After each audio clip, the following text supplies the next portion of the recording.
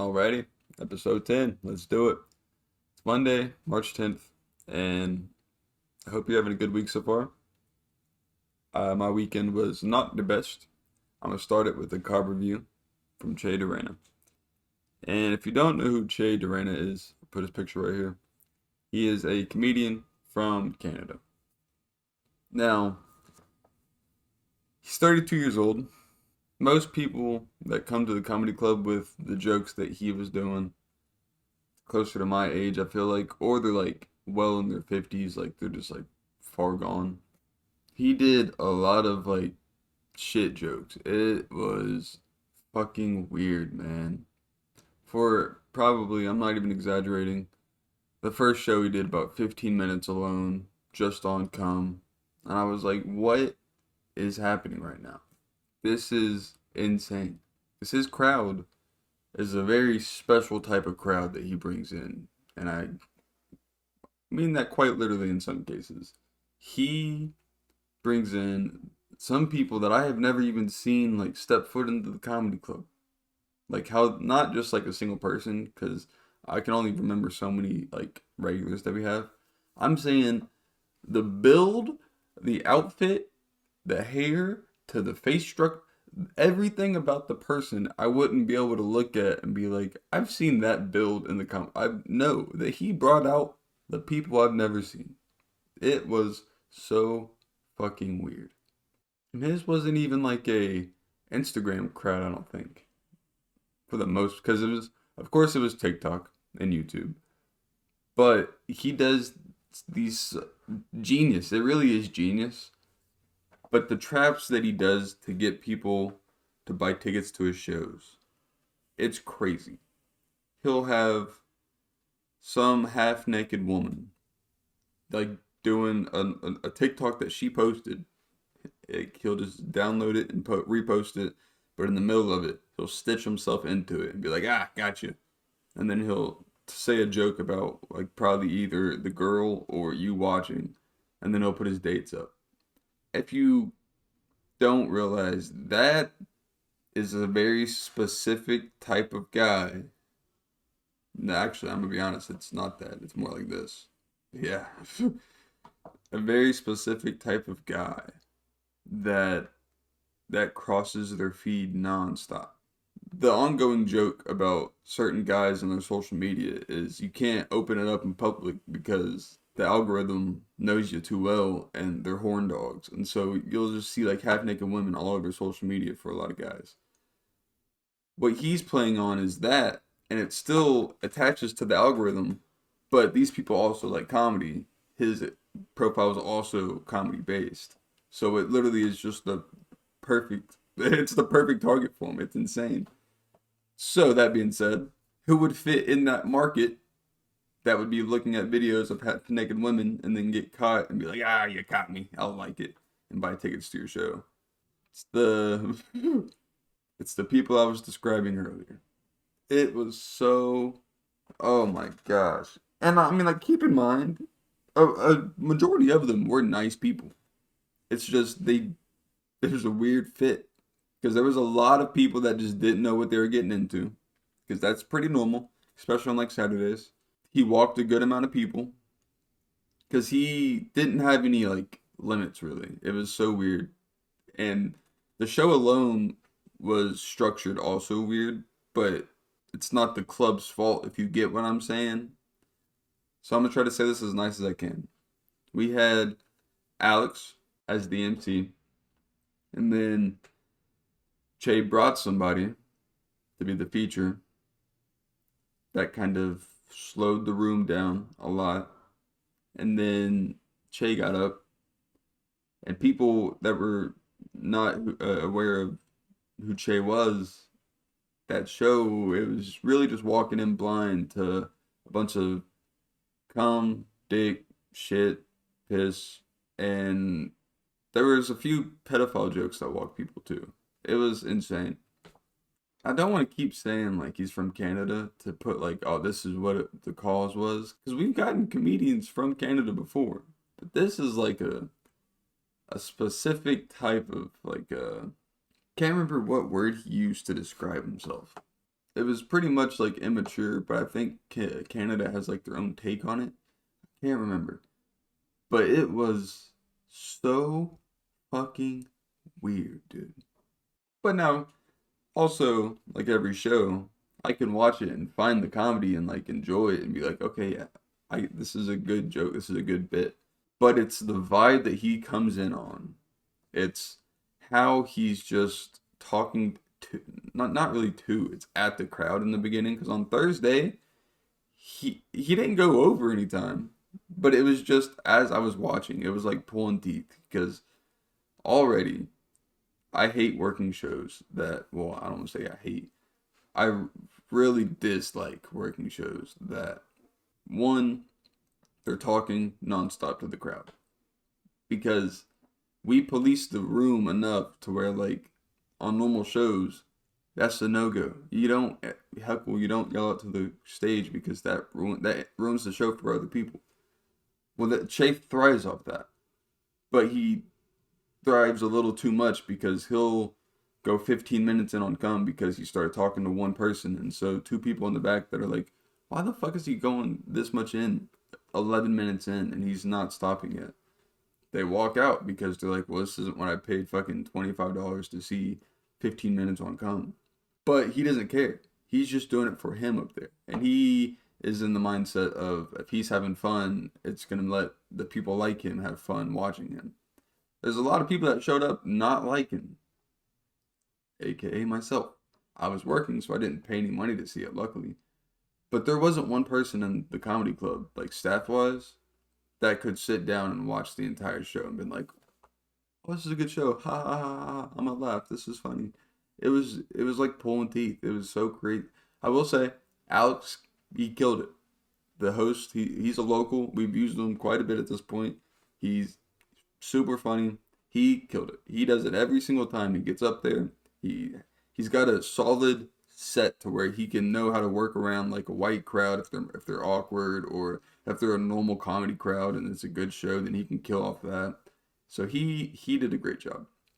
But the middle was a screeching halt, an e brake, and then Che was like a you don't know what you bought. Ha ha ha. Here it is. And I'm not even gonna rank this one because if I were to give it the blank out of 5 microphones, realistically I'd give it a 0. So I'm not gonna throw it in there into the mix. There's quite a bit of shows that I just never it ends. I tend to just wipe it completely from my brain. So next time he comes, I don't have this predetermined note of like his show is gonna be the worst show I've worked in a while because his crowd is awful. And if you watched, I think it was last week's, the one where I reviewed Ian Bag's show, you would realize that there's a fucking common theme here. Once you involve the crowd and start talking to the crowd, it ruins the show. It starts making it more of a restaurant instead of a movie theater. And that, you can't watch a comedy show in a restaurant. Oh, okay, yeah, you can, but you end up like people that are fucking miserable going around town with open mics. It's disgusting. Because people pay $40 for like the average, like, all right, it's 20 something ticket. They're gonna go out, they're gonna pay a $20 tab. Bet. Well, maybe even 50 for real, because of tip too. So like around $50 to go out on a night. And that's to say they don't have kids. If they have kids, it could be 100 because they have to pay for the babysitter. And it's just piles and piles and piles on. And they took that night out to go and be like, let's see who this guy is. You can look up somebody's social media, like their Instagram and stuff, and get a gist of what they're gonna be like comedy wise. But it doesn't always work. Because if you look up Chase, yeah, you're gonna get the gist of like, oh, he's dirty and he talks about like porn and stuff. But nothing's gonna prepare you to go and sit down at a comedy club after paying all that money and then just watching someone talk about his own fucking cum for 15 minutes and then not even have an actual punchline at the end. He's legit just talking about it. It doesn't make any sense. It really doesn't. Because he does have the skill of like being a comedian, quick on your feet, use callbacks, good like actual okay writing. It's just once the immaturity takes over and you're talking about shit and your dick isn't even that bad of a topic at this point. With the stuff he was talking about, him talking about his dick would have been 10 times better. It was just so crazy being in the back of the room and watching another one like call up the waitress and be like, and then she walks over, go down, whisper. She comes back with a check. Walked another one. You're like, damn, dude, really? But that's how it be. You can't just pull up the Comedy Off Broadway in Kentucky and be like, oh yeah, I'm gonna say these jokes without any crazy building up from the host and the feature. We're just gonna go from a good comedian to a kind of TED Talk-ish, but also it's polarizing, but it's kind of like it's okay for Kentucky polarizing, so it kind of just fit in perfectly. But he was just too slow, and he was talking as a TED Talk. He wasn't doing a comedy show. Then you hop over to Che to end the show. The one compliment that I will give, he had good stage presence, and that's whenever comedians come to the club and they try to do crowd work, but they don't have good stage presence, it's so noticeable because they'll talk to the crowd, they'll get their little bit off that they were trying to fucking find. They're like, oh, I got it. All right, bet. Here's my bit. Hard right, and they'll try to talk to somebody else. That person is still in talk mode, dude. Right? I can't just walk up to that person now and be like, hey, look, there's no talking to the comedian that's heckling. Because then they're gonna be like, well, they were just talking to me. It's like, oh, I know. I can't tell them how the magic's made in the moment. I can't be like, well, they were using you to get their bit. I can't say that. So then people just start talking because then they're like, well, they were just talking to me. So I mean, like, usually it's more of a discussing what that just like happened from the person watching to the comedian. And it's like they turn to the significant other or the friend that they're with and they're like, yo, that was crazy. Because they're just excited that they got brought into it. Which that means that they're talking and the table sees them talking. One behind them is going to talk just naturally because that's what humans are. And then once the chattering starts happening, we can't go to other people now and be like, hey, look, you can't make sure you're whispering, because then they're going to be like, what about that table? And then you're, okay, well, I go to that table. Hey, make sure you're whispering at the table so you're not interrupting the show. Well, what about that table? It's literally you're going to every single one, but you've already started the domino effect because you've been talking to them, and then you just cut them off. And not like I was saying earlier, you can do it correctly whenever you start the conversation and then you end the conversation and you're like, okay, well, I don't like you would have to have whatever ending to close it off. But if you confirm to that one person, like, okay, this is our talking time is over, I'm moving on with my bit and we're going to the next one. If you do that cleverly in a set, the crowd will read that as, okay, maybe I'll get picked to talk, and they sit and they wait and see if they get picked to talk. And majority of the time it works. Or like at the end they even have like so usually I try to keep the crowd work to a minimum, but it's the end of the show, so if you have any questions, feel free to ask. And it's like, dude, that's literally all right, that's perfect. And I don't like questions usually at the comedy shows, but whenever it's a crowd that is expecting crowd work, you need questions at the end because they're sitting waiting to talk, and someone's gonna explode eventually. It's inevitable. So all that yapping being said, it's not that it's a bad show altogether. It's just for this show to be in Lexington, Kentucky, for the host, the feature, and the headliner combination, plus his audience that he attracts that is local to Lexington, Kentucky. It's not a good combination and it's not worth the money. That's just my opinion though. Unless you also can find humor in some dude just talking about like shit, piss, cum, dicks, porn, and other outlandish shit, and like only that, and also we'll just talk to the crowd. That might be your thing. Everyone's different. I can't do it. I wanted to. It was like pulling teeth. It was crazy. But again, shout out to Alex. He killed it. Like he always does.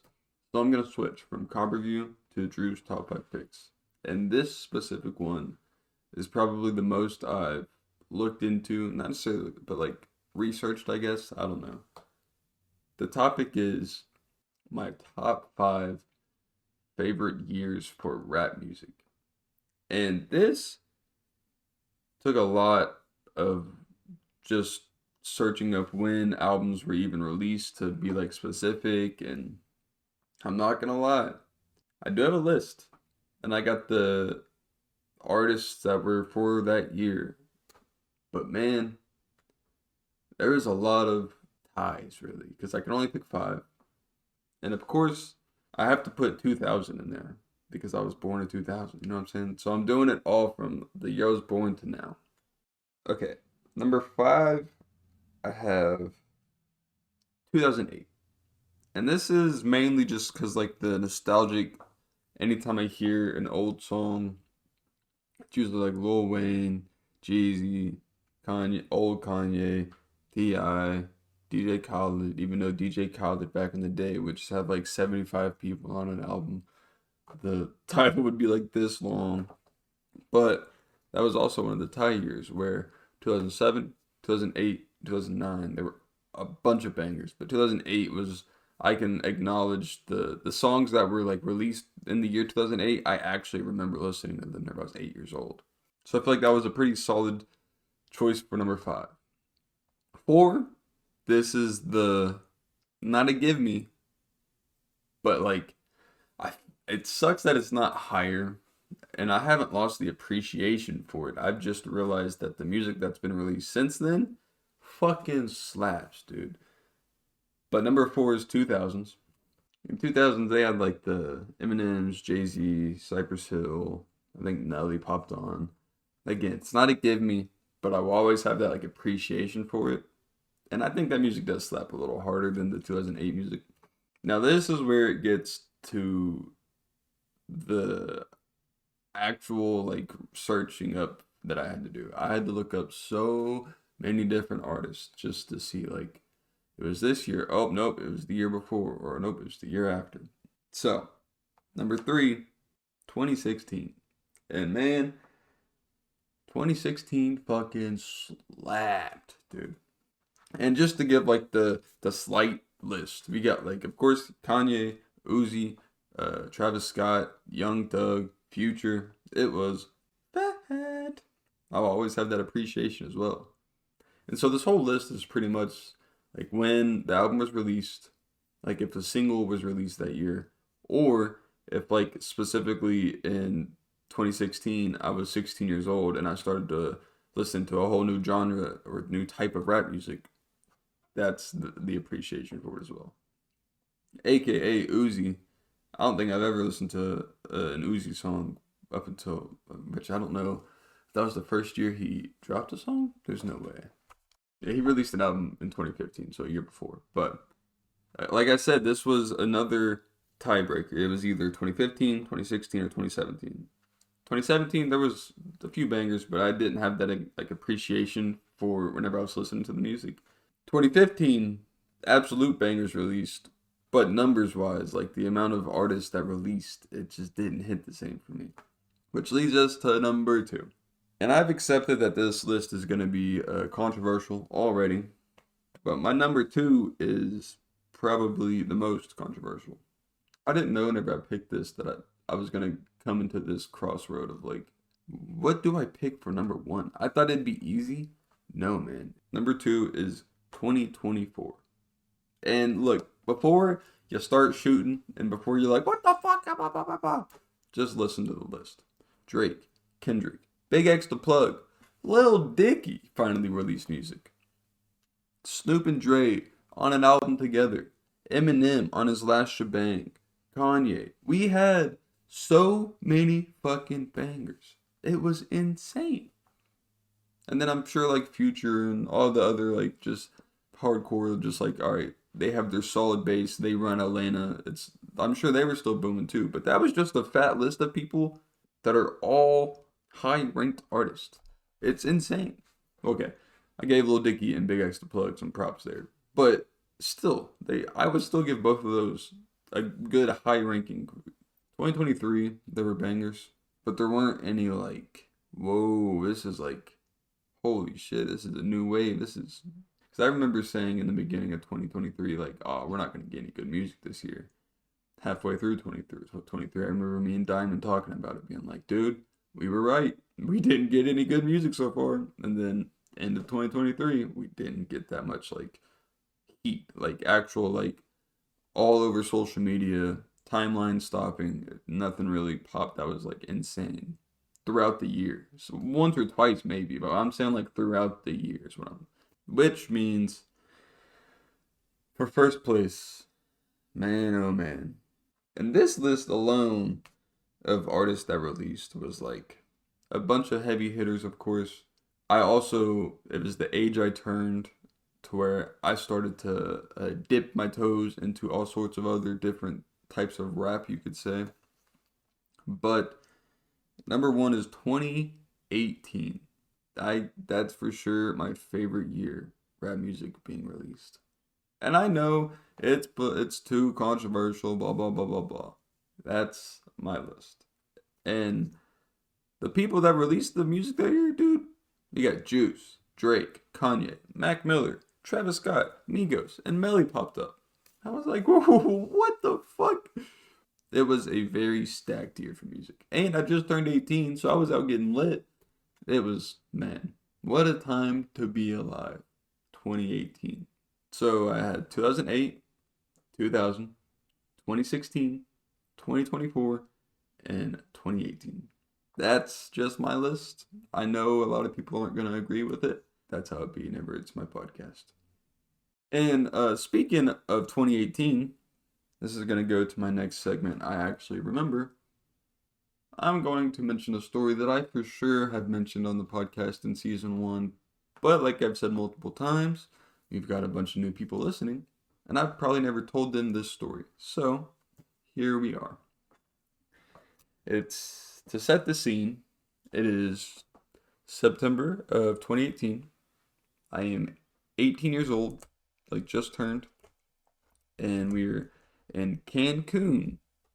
And whenever you're 18 and you're in Cancun, you can get hammered. And me personally, in September of 2018, I was fresh off of a long relationship.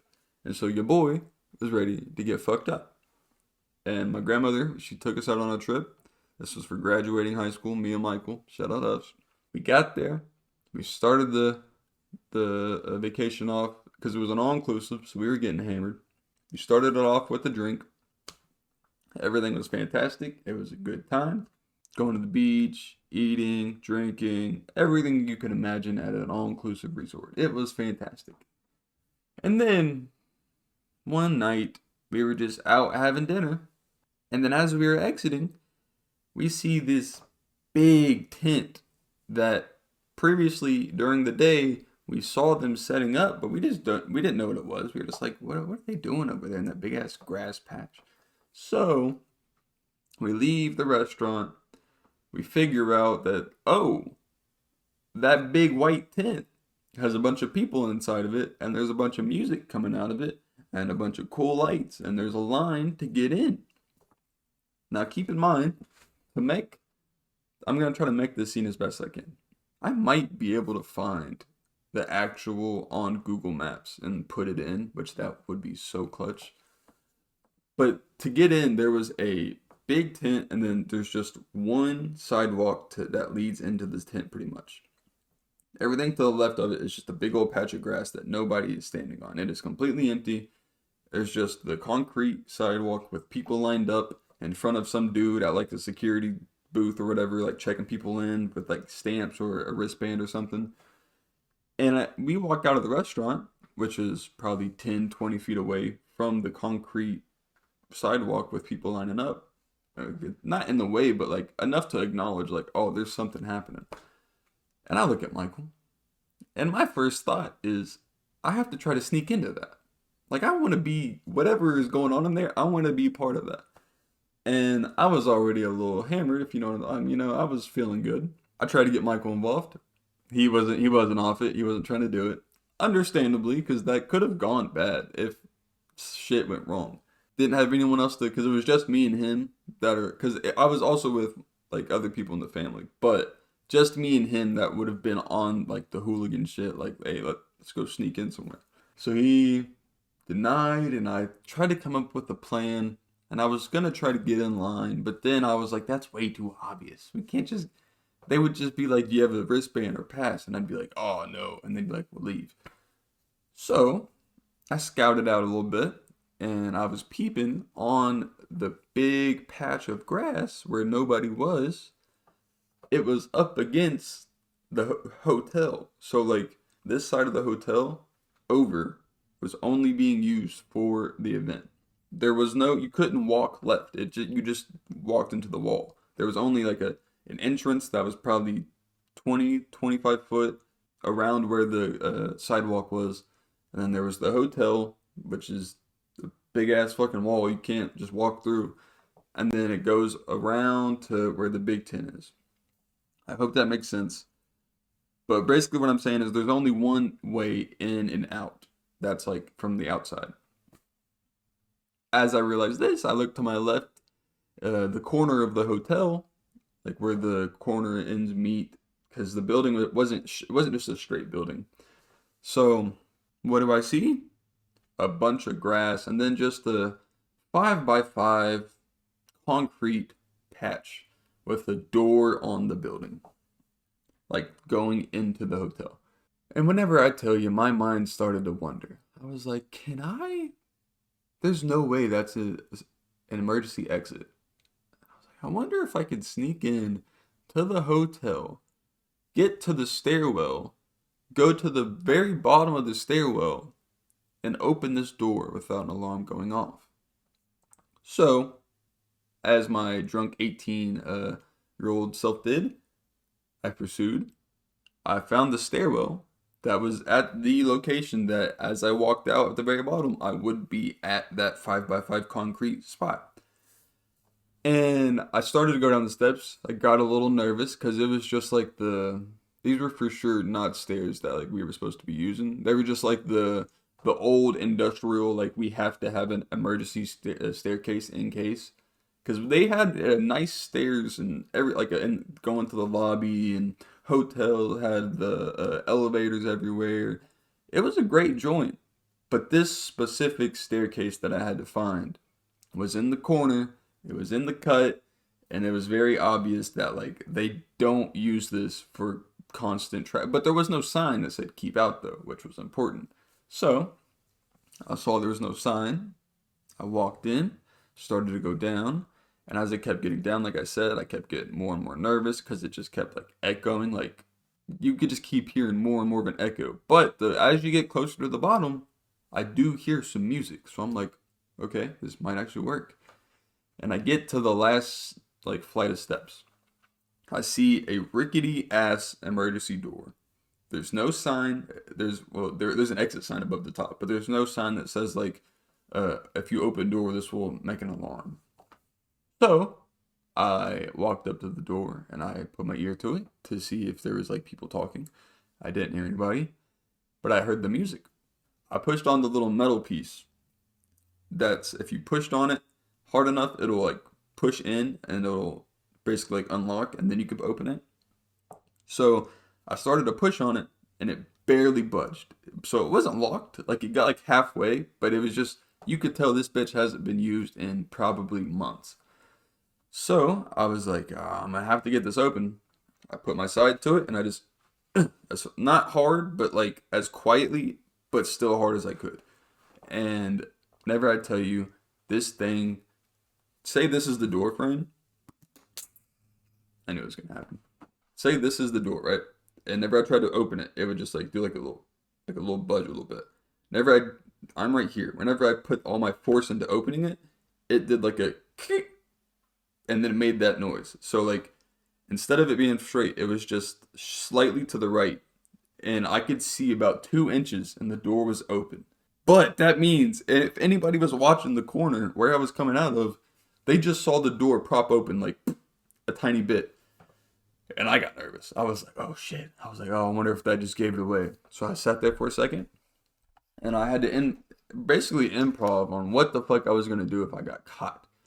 Because at this point, I'm too far in to just be like, oh, I was exploring the hotel. No, dog. I found the hidden staircase. I went to the very bottom. I opened the door. I've done the most I can at this point. I have to finish it. So I put my hand on the door to where I can like actually just grip it and not just have to like bounce into it so I could put all my might. And I was still a bigger guy back then, so I still had a bunch of body weight that I could lean into it and not like just force. So I would just put all my weight into the door and it slowly started to open up, but I heard like a from it scraping on the concrete below. And I didn't know if it was like if there was people around whenever I opened the door, so if they could hear it or see it. So I tried to get it, and like I said, I was a big guy, so I tried to get it as small and as unnoticeable as possible, but enough for me to fit through. So it was like probably that big, and I fit right through. But then as I was going through, I just realized that I'm walking out of a door that is connected to a 5x5 concrete square that is also surrounded by probably 20 to 30 foot of grass with no people. So anyone that's looking in this direction is going to notice one door open, me walk out on the concrete, and I am an 18-year-old white American in Cancun. And I'm assuming my outfit is like, I'm pretty sure I had basketball shorts on, or just shorts in general, and a white shirt. So, like, I did not fit in. And as I was walking out of the door, my first instinct, improv wise, was like, I have to do something. I pulled my phone out of my pocket. So let's say I walk out the door. I realize last second, oh shit. So I pull it out and then I'm just doing this on the 5x5 concrete square now. The door's still like kind of open, so I kind of just slowly close it, but I'm still on my phone. And then I'm facing towards the hotel. The door's shut. I'm on the concrete square, but I haven't looked behind me to see if anyone notices me yet. And this is all just, I'm making it up on the spot whenever I'm doing it because I'm spooked. I'm like, I don't want to get called out. I don't want to get, do you belong here? So I take it a little further. No one's said anything to me yet, but I haven't turned around. So I'm on the phone and I slowly do like a probably a 50 to 60 degree turn, just a slight bit to be able to like use my peripheral to see if anyone's looking at me. I realize no one's walked up to me yet, so I get a little cocky and I step off the concrete. So I'm still looking at the hotel, but now I'm like 2 feet off the concrete, just slowly walking to the tent. And eventually I just do a turnaround and I stop and I just keep probably a minute, I would say, a minute and a half, just to get a good view to see if how many people are in line, who's at the security, who's in the tent or in front of the tent. I just had to get a understanding of if I walk straight and if I make it in, is there going to be a second person there to be like, do you have your badge? Because then I'd be fucked. At that point, I've already snuck in. You know what I'm saying? As I turned around and made the observation, there was not a person. It was insane. The entire grass like field in front of me was completely empty. There was probably 20 to 30 people in line waiting. 2 people at the security desk, the booth or whatever. And the tent was fat and everyone was getting lit. But there's people like outside, like I don't even think they were vaping. They had to have been smoking, and they were just chilling, talking, drinking. So I got mad confident, and I was like, "Oh, I think I have this on go." Still have the phone up because I can't put my, you know what I'm saying? That is my excuse at the moment.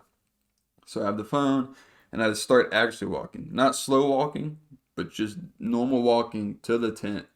And then I stop about halfway, do a turnaround, keep talking, and then I look at my phone, hang up, walk over to the tent, stop again because I actually do get a text. And then as I look down to look at my text, I hear like some dude say something about a badge. I get spooked instantly because I thought he's talking to me. So my first instinct is go to another call, but I feel like that'd be too obvious. So I was like, all right, well, I'm going to go take a picture. And my first, again, I'm 18, I'm already drunk, and in my mind, I'm 5 minutes away from getting kicked out and ruining my family's vacation. So I'm like, all right, I can't do another phone call. I just did that. That looked too obvious. I'm already looking at my phone. Let's pull it out for a picture. So I went to go take the picture, and I literally have the people talking that he was talking about the badge for. Those two in the picture, and it looked so natural in my position. I can only imagine, because I just pulled it out and was just like, boom, took it, boom, took another, walked over to the tent, and then I walked right in, no questions asked. I could only assume people were looking at me. I wasn't looking at a single person on the way in because I know an 18-year-old, sunburnt, white guy with a plain white t-shirt on and shorts. There was people there with like suits on. You know what I'm saying? I didn't belong, but nobody stopped me. And so I walked in. And never it was I figured out what it was. It was a private GShock party. Like the watches, it was actually super cool at first, and then I started to get real like, what the fuck is happening right now? Because of course I kept drinking. I walked up to the booth, and it's so funny. There was because it was like employees that were working it. It wasn't like GShock employees. These are just employees of the hotel. And so some dude that was, it was an all inclusive. So you walk up to the bar and you say if you want a soda and if you want a drink, they'll give you like the soda actual. You take a few sips of that and they give you a shot and you pour it into the can. So he had asked me what kind of soda I want, and I'm like, can I get a Sprite? And he laughed and he just looked at me and he looked at and he was like, I laughed so hard, and I was like, shh, and he just laughed, and he gave me some, I don't even know what it was. It wasn't Tito's. It was some sort of vodka. Gave me so he was cool as fuck. He didn't say nothing, but I walked away, low key nervous, because I was like, all right, so it's obvious that I definitely stand out. Like, it is confirmed. He just was confident enough to be like, I'm gonna question this guy with my looks. Because technically, I could have. I guess if we're like going to technicality, I could have been an employee there and I'm just a bum employee. You know what I'm saying? But the chances of that, it was so low. Looking at me, you could for sure be like, man, there's something off. So I'm there. I'm trying to decide if I want to talk to people or not because there is a lot of chatting, not that much dancing. And I was going into it with the thought of I'm about to boogie down. I can't be the only dude just like dancing because the way that private event was is there was the stage and there was the big group of people, and then behind it is where the bar and like the bars, and then the people were at the tables and people were sitting and hanging out. And then to the right there was a bunch of like gift bags, which I was like, maybe. But the two people performing on stage, they had to have been famous, like in Mexico or something, because the crowd went crazy whenever they came out, and they were doing covers of like Jay-Z and just like all sorts of random USA songs. I was like, I mean, I'm fucking with it. This is a good vibe, but what is happening? One person would start dancing in front of the stage, and there was so few people dancing that whenever that one person would start dancing, the people would start forming a circle, and it would dead ass be a circle forming around somebody real time. And I'm just watching like, oh shit, and I want to hop in, but then I realize I'm gonna be in a circle full of people that are just watching an 18-year-old American that isn't even dressed properly into a place that he doesn't have a wristband, he doesn't have a stamp. There's gonna be some questions. So I just kept it to like the little side dances, the trying to be inconspicuous. And towards the end, because I didn't know when this was gonna be over, I was like, I'll stay in this bitch till they kick me out. You know what I'm saying? So it gets to the music starts to slow down. One of the guys that's dancing on stage grabs the microphone and he starts talking in Spanish. And I have no idea what's happening, but then he switches to English and he thanks us all for coming. And then he starts to count down from three, two, one. Never the countdown ends. You just hear like bunch of boom, boom, boom, and then you just look up and it's like it literally felt like the generic. You're watching some sports team win the final buzzer in some movie, and like the confetti flies down from the ceiling. It's covered everywhere. That is what it was like. It was crazy to me. I like you couldn't walk on the floor without it. Like you know, you walk in snow, it starts to collect around your feet. You couldn't walk in there without it collecting around your feet. I was like, how? First of all, the budget you spent on this confetti, I know it because I saw it actively go into so many people's drinks. Like, I just know there was like six different places where the confetti was getting shot out from, and they were big cannons, and it was loud as shit. And so you just look up and you just see it slowly start to snow confetti. I got it on camera though, which was super cool. And I'll try to add all the pictures in to the video as I can. But then towards the very end, after the whole confetti thing and they thanked the founder or whatever they were saying, I don't know what they were saying. Keep in mind what I mentioned earlier about the goodie bags. There were probably 150 to 250 goodie bags on the table. And they were just to the right. There wasn't a specific employee watching. There wasn't anybody standing in front to guard, to hand them out, nothing. But there was enough to where, like, you could see the noticeable ones taken out. So, like, say this is like 3 or 4 tables right here with all of them just stacked up. It's perfectly in a line, except at the end, you could just see where they started to take from the pile. And I was like, man, I'm 6 feet away from this thing right now. I could walk over and just boop straight to the hotel room. I didn't because I figured that would be the straw on the camel's back. That's just like, hey, look, man, we let you come and party. You can't be taking it because I saw what was in it had the display of like what you get, and it was a watch, it was a gift card, a coupon, it was a shit ton of stuff, glass, like actual like sunglasses. It was crazy, and I regret not taking it. If I could have a GShock watch from that night, that'd be such a cool like token of memorabilia. But I don't, and I didn't take it. It was still such a cool night. I was glad I got those pictures. I really wish Michael would have pulled up. That would have been so crazy. Okay, so before I end it, which shout out to a real one, I'm going to do a ramble tone, and it's kind of chill out. This kind of is a like play off of the Cobb review because of the ending, but it's not necessarily for the show itself. I don't think it's a ramble tone because I'm not 100% sure on what happened during the show. Some lady comes in and is like, "Hey, we saw someone breaking into cars in the parking lot." Crazy thing to say, but okay. Didn't call the cops. He come and told us. So my manager starts to be like, ah, blah, blah, blah. And I was like, all right, chill. I'll go check our cars to make sure like they're okay. So I went out there to all of it because I know what we drive. Like it's the same staff that we've had for a long time. So I know what we drive at this point. I go, I check our cars. They're good. At least like window wise, there was no window broken or anything. But as I was walking to my car, because I checked mine last, because I park in the farthest way, I passed along a parking spot that was empty, but in the parking spot, like the direct center of it, were 2 wallets. And I was like, what? So I didn't know there were 2 wallets at first. At first, I just saw like 2 things on the ground. I was like, what the fuck is that? But I just kept going because I didn't know if my car was actively broken into or not. So I got to my car. Everything was chilling. I thought. Uh, and I saw Clay walk into his car to check. So I walked over to him and I was like, "Yeah, I don't know, man. Our cars are good. I'm not sure what happened." But as I was walking to Clay, I looked to my right and I saw those 2 squares in the parking spot again. I walked over to it, and like I said, it was a wallet. And I was like, "Holy shit!" I opened them, and both of them were just wiped empty.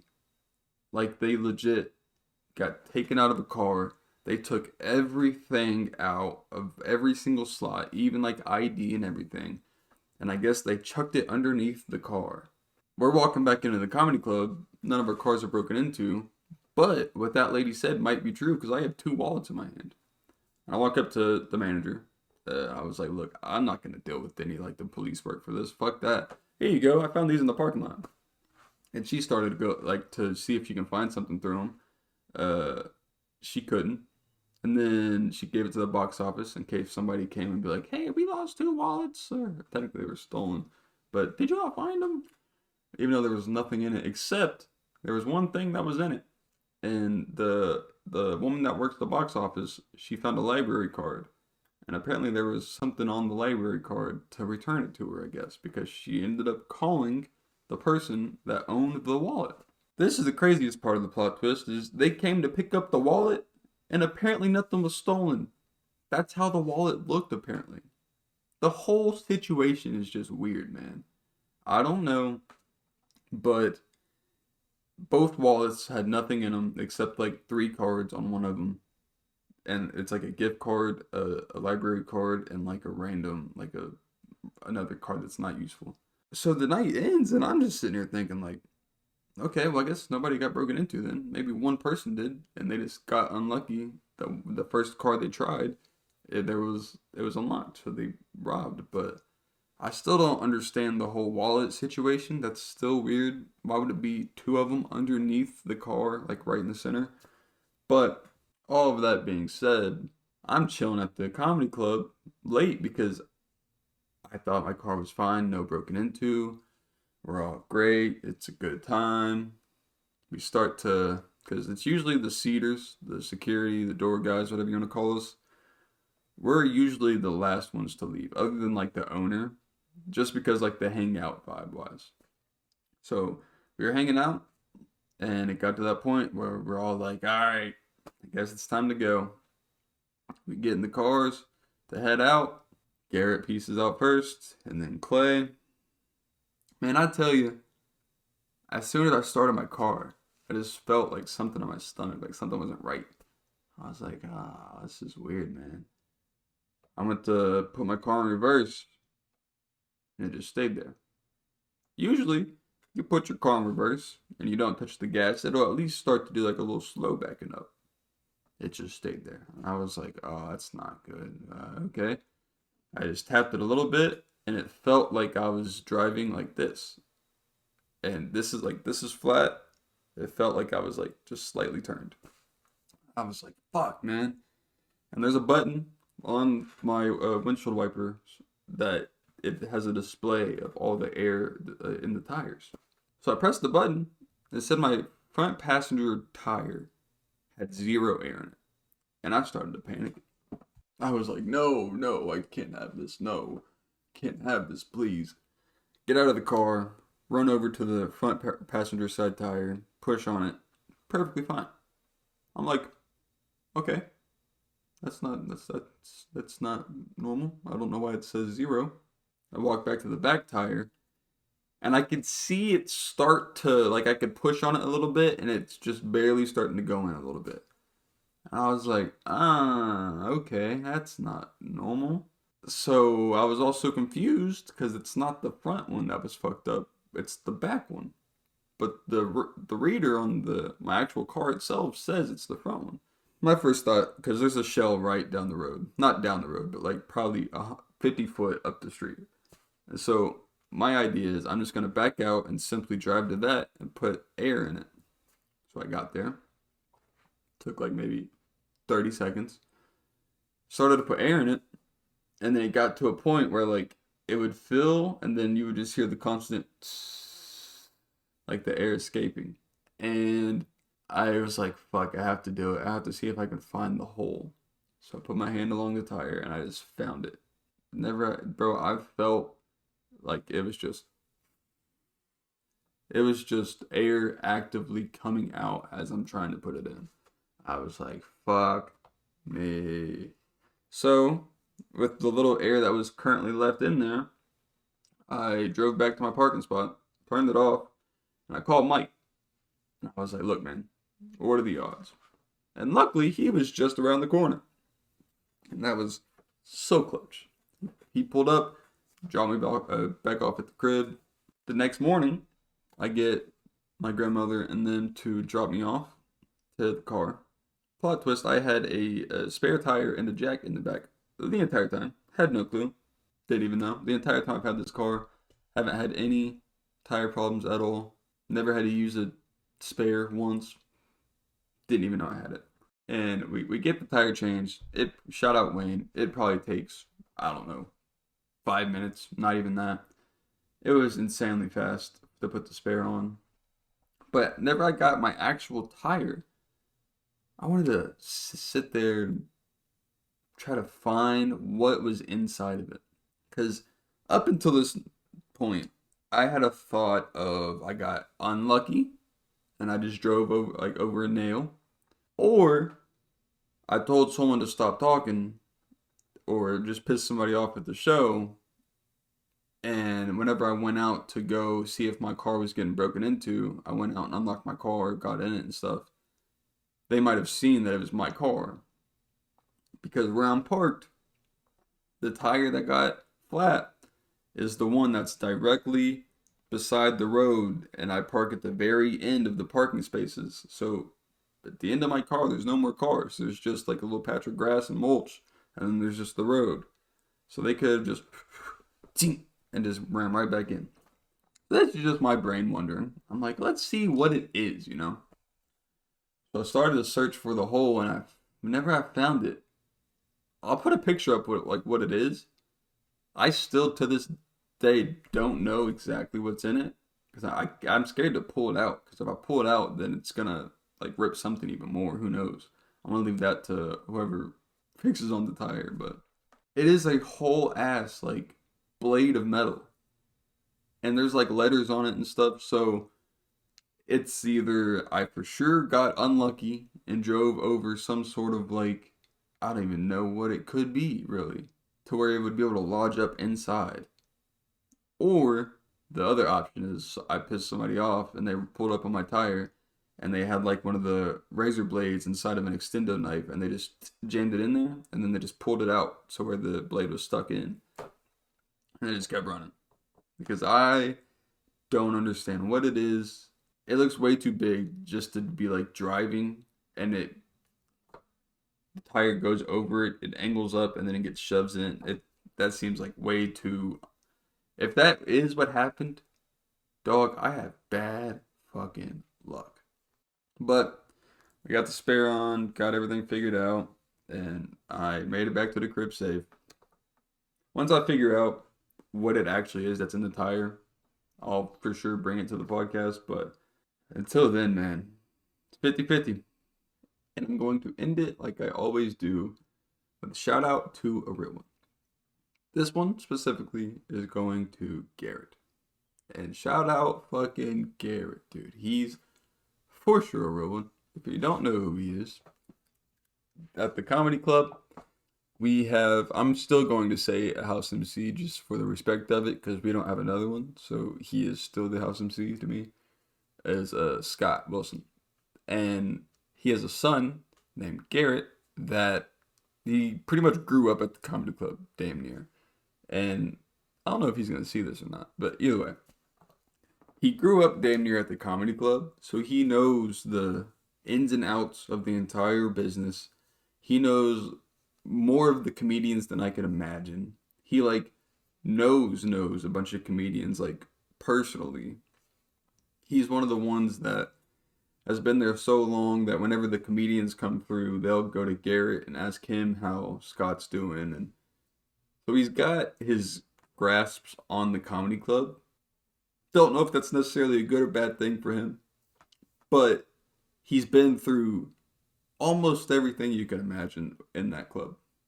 And I say almost because there's still times we go to work and we clock in and we're like, well, it's just something new. We didn't expect it, but holy shit. A group of 6 mentally challenged just walked in last minute and we thought it was a good show. It's the first time for everything. But just like Clay, he's a fantastic rock to be able to bounce off of, like if I have to bitch or complain or even like an idea for something. Perfect person to go to. And he just gets it. He understands what it's like to be in our position at the comedy club. I can legit just vent to him for like an hour and he'll understand what I'm saying and he'll give an actual response to. Plus, he's one of the guys that you could text and then he'll send you an actual response back. It's not like a yeah or like a nah. It's he'll put actual thought into his responses. It's a big difference for a lot of people. He's willing to have the conversation, if you get what I'm saying. So he for sure deserves this one. But that is it for episode 10. And I will see you in episode 11.